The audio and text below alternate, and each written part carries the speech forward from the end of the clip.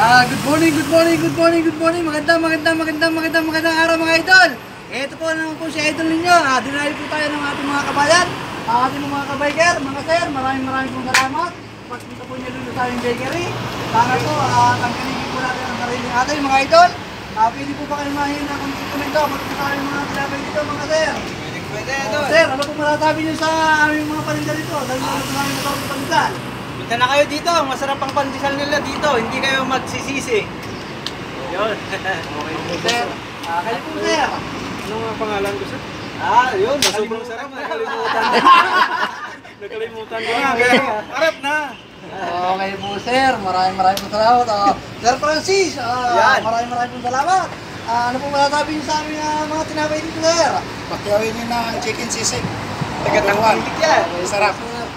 Saka may libreng kape. Okay po sir, maraming po salamat. Mapunta po niyo rito sa aming bakery.